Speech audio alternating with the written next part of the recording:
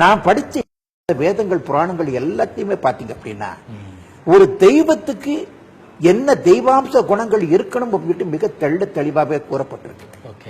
வேதத்தை படிக்கிற சமயத்துல தான் அத்தனை தெய்வாம்ச குணங்களும் கர்த்தராகி இயேசு கிறிஸ்து கிட்ட மாத்திரம் இருக்குன்னு தெரிஞ்சது. தெய்வாம்ச குணங்களுக்கு ஒரு இலக்கணமாக, ஒரு எல்லை கோடாக, ஒரு உதார புருஷராக இருப்பவர் கர்த்தராகி இயேசு கிறிஸ்து.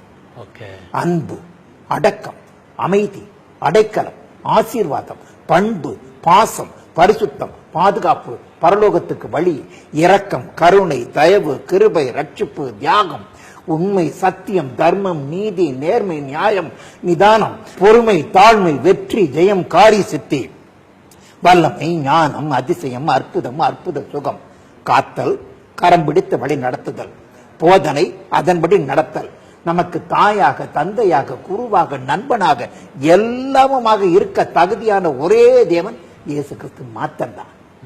அது மாத்திரமல்ல, கல்வாரி சிலுவையில் அவர் கடைசி சொட்டு ரத்தம் வரை சிந்தியது இந்த உலகத்தில் பிறந்த கிறிஸ்தவங்களுக்காக மாத்திரம் அல்ல, இந்த உலகத்தில் பிறந்த அத்தனை ஜாதி மக்களுக்காகவே அவர் ரத்தத்தை சிந்தியுள்ளார்.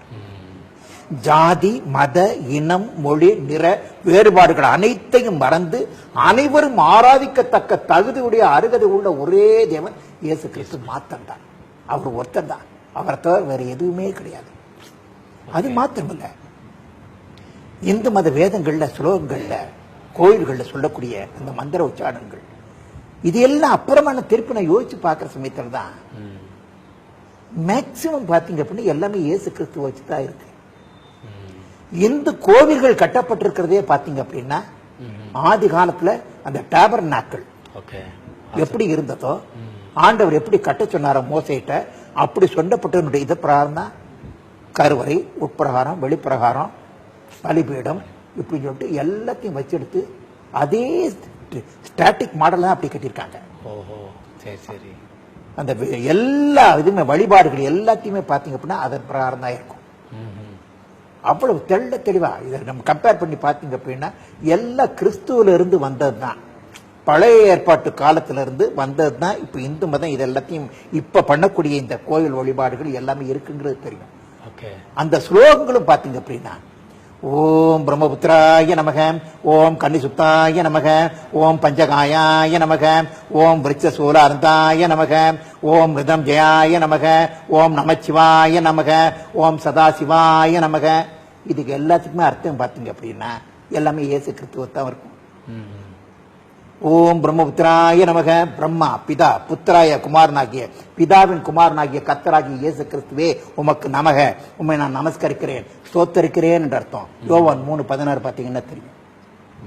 ஓம் கன்னி சுத்தாய நமக, கன்னியின் வயிற்றில் பிறந்தவரே உண்மை நான் ஸ்தோத்தரிக்கிறேன் என்ற அர்த்தம். மத்தேயு 1:23 பாத்தீங்கன்னா தெரியும்.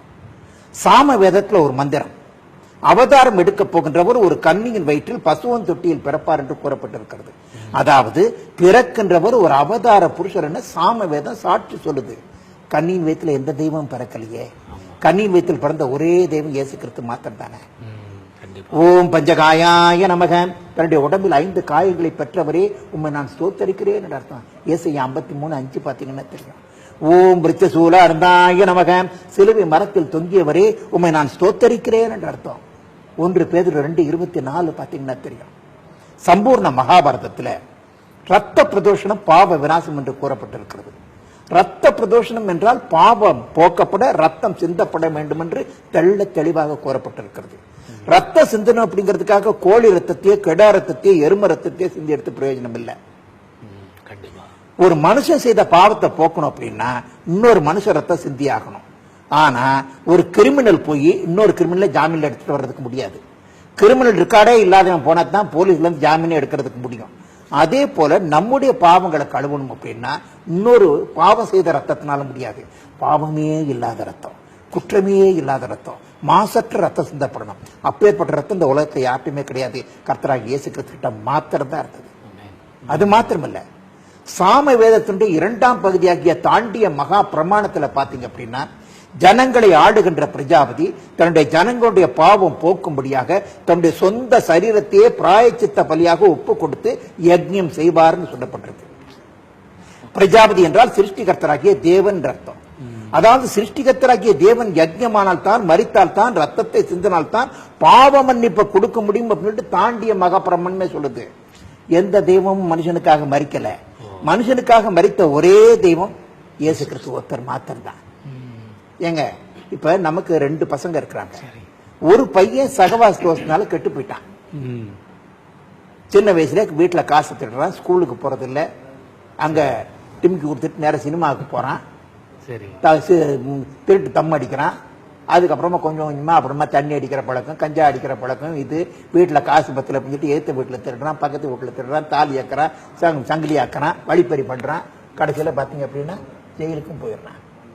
பக்கத்து வீட்டுக்காரன் ஏத்த வீட்டுக்காரன் சொல்லுவான், பிள்ளையாது சனிய இந்த மாதிரி புள்ள பறக்க போது இருந்துச்சுன்னா கருவிலேயே காலி பண்ணியிருப்பேன் அப்படின்னு சொல்லிட்டு பக்கத்து வீட்டுக்காரன் சொல்லுவான்.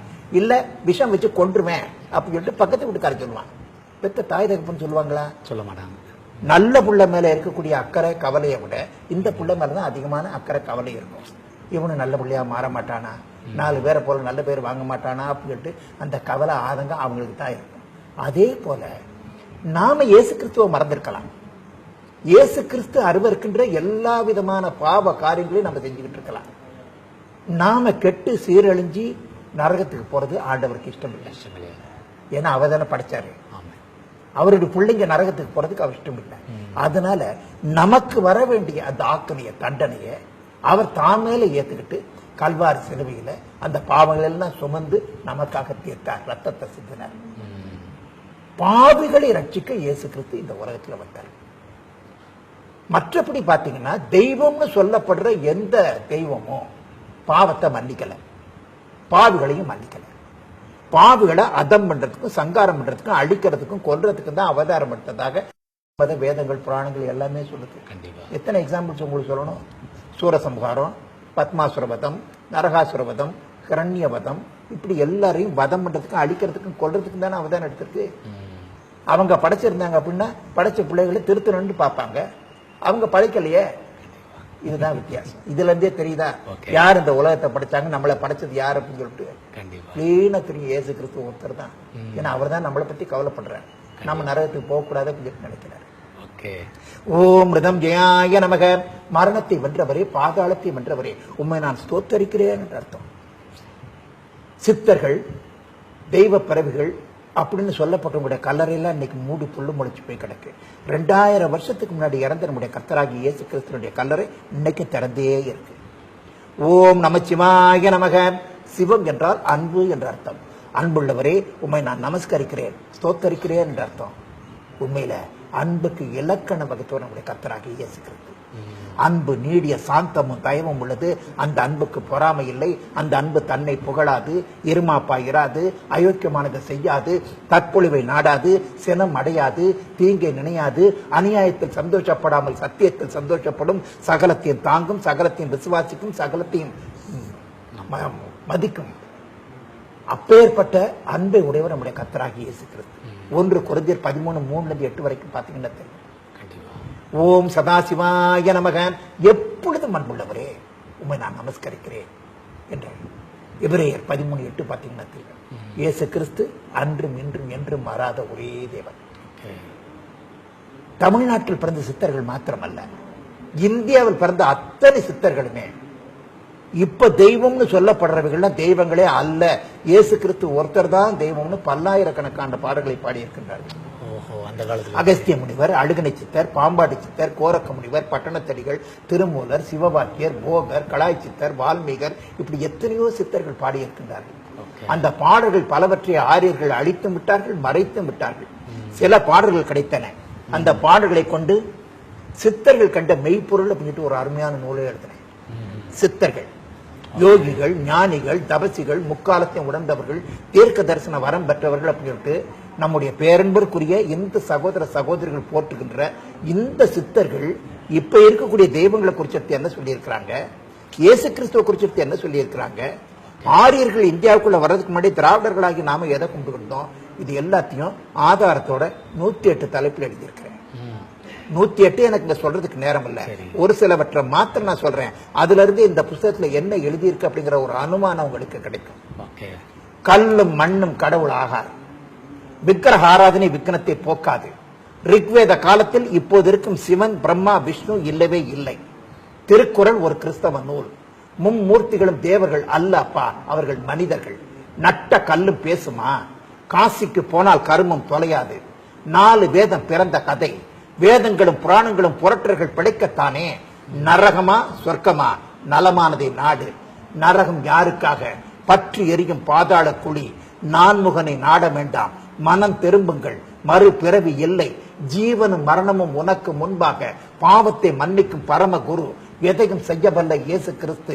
இம்மைக்கும் மறுமைக்கும் இயேசு கிறிஸ்துவே தெய்வம். பரலோகத்தில் நமக்கு ஒரு இடம். இப்படி 108 தலைப்புல இந்த புத்தகத்தை எழுதியிருக்கிறேன். சரி சரி. விக்கிரக ஆராதனை கூடாது, வேண்டாம், அதுல தெய்வங்கள் இல்லை அப்படின்னு சொல்லிட்டு கடுமையா கண்டிச்சு புராணங்கள்ல சொல்லப்பட்டிருக்கு, வேதங்கள்ல சொல்லப்பட்டிருக்கு, பிரமாணங்கள் இருக்கு. உத்தரகீதையில் என்ன சொல்லப்பட்டிருக்கிறது, மகா நிர்மாணத்தில் என்ன சொல்லப்பட்டிருக்கிறது, ஸ்கந்த புராணத்தில் ஞான யோக காண்டத்தில் நாடி சாக்கியாக்கிரகத்தில் என்ன சொல்லப்பட்டிருக்கிறது, சாதாத பவசல் என்ன கூறுகின்றது, இது எல்லாத்தையும் ஆதாரத்தோடு எழுதியிருக்கிறேன். ஓகே. இன்னைக்கு 55,000 காப்பி இன்னைக்கு வெளியில போயிருக்கு. பிரிண்டிங் காஸ்ட விட கம்மியாவே போட்டிருக்கேன், only 10 ரூபாய். அஞ்ஞான இருளில் வாழும் ஒரு கூட்டம் மக்கள் மெய்யான ஒளியாகிய கர்த்தராகிய இயேசு கிறிஸ்துவை கண்டுகொள்ளணும் அப்படிங்கிற அந்த ஒரே ஆதங்கத்தோட ஆத்ம பாரத்தோட, ஒருத்தரும் கெட்டு நரகத்துக்கு போயிடக்கூடாது, எல்லாரும் மோட்சம் போகணும், சொர்க்கம் போகணும், கைலாசம் போகணும், பரலோகம் போகணும் அப்படிங்கிற ஒரு ஆதங்கத்தோட 10 ரூபாய்க்கு போட்டிருக்கேன். ஓகே. ரொம்ப நல்ல ஒரு முன்னேற்றம் ஆண்டவர் உங்களோட வாழ்க்கை